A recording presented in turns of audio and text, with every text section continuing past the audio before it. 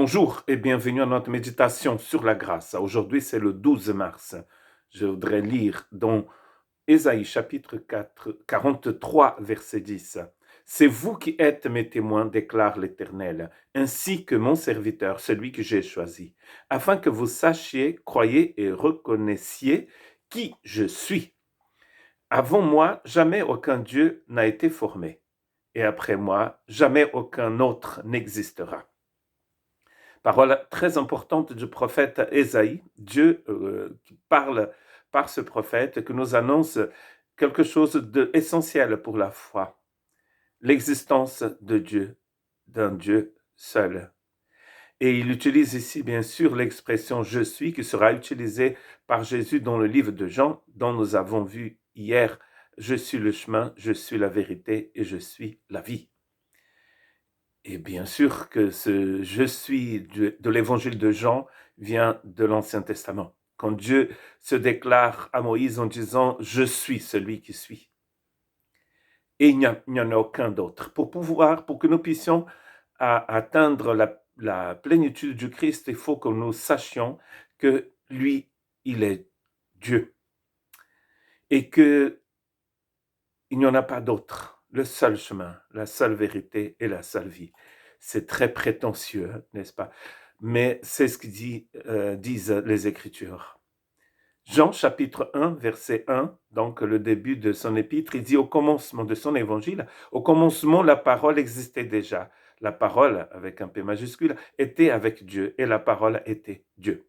Le logos créateur, la parole créatrice était avec Dieu et était Dieu et est Dieu. C'est dans ce Christ que nous croyons. Et la grâce infinie, c'est que ce Christ éternel, créateur de l'univers, se fait homme et est venu habiter parmi nous. C'est ce que Jean va dire dans son chapitre 1. Nous allons forcément un jour, dans sa méditation, parler de Jean 1, 14, où il nous dit que la parole éternelle est devenue chair. Elle a monté sa tente parmi nous. Donc, il est très important de fixer sa maison, de construire sa maison sur ce rocher. La plénitude du Christ, c'est une assurance que Dieu nous donne, de pouvoir participer à la nature divine, comme nous dit Pierre. Jésus dit alors aux 12, et vous ne voulez-vous pas aussi vous en aller? Simon-Pierre lui répondit, Seigneur, à qui irions-nous? Tu as les paroles de la vie éternelle. Et nous croyons et nous savons que tu es le Messie, le Fils du Dieu vivant. Jésus leur répondit, n'est-ce pas moi qui vous ai choisi, vous les 12, et l'un de vous est un diable. Il parlait de Judas Iscariote, fils de Simon, car c'était lui qui allait le trahir, l'un des 12. Une déclaration magnifique de la part de Pierre et une révélation très importante et fracassante ici. Un d'entre vous, c'est un ennemi, c'est-à-dire c'est un diable. Comment pouvons-nous passer à côté d'une vérité si importante, de la vérité? Ce message de Jésus dans Jean 6, c'est un message qui va vider son Église. La veille, il avait multiplié des pains et il avait 5000 hommes, sans compter les femmes et les enfants, parce qu'à l'époque, on ne les comptait pas. Le lendemain, ils vont retrouver Jésus à Capharnaüm, un vrai Capharnaüm. Jésus va parler d'une façon incroyable en disant « Je suis, moi, le pain qui est descendu du ciel. Je suis moi-même votre nourriture. » Et vous savez quoi? C'est là où Jésus révèle qu'il a un diable parmi eux. Et la plupart des gens, quasiment tous, à part les quelques femmes et les disciples de Jésus, enfin les femmes aussi étaient des disciples, tous les autres vont partir. Mais qui dites-vous que je suis? Cette question elle est très importante pour vous, pour nous aujourd'hui aussi.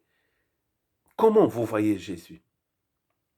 Est-ce que vous le voyez comme un ennemi, comme vous voyez ce diable? Ou est-ce que vous le voyez comme Pierre le voit maintenant? À qui irions-nous? Il dit. Tu es le seul à voir les paroles de la vie éternelle. En toi, nous avons la vie éternelle. À qui irions-nous? Tu es le Christ, le Fils du Dieu vivant. C'est une révélation extrêmement importante.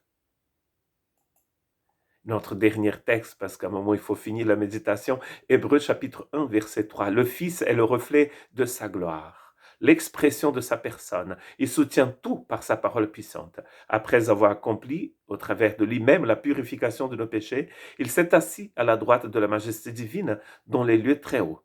Et plus tard, il va dire, et il intercède pour nous. Le Christ est l'image du Dieu invisible, le reflet de sa personne. Il soutient toutes choses par sa parole puissante. Comment vous voyez le Christ?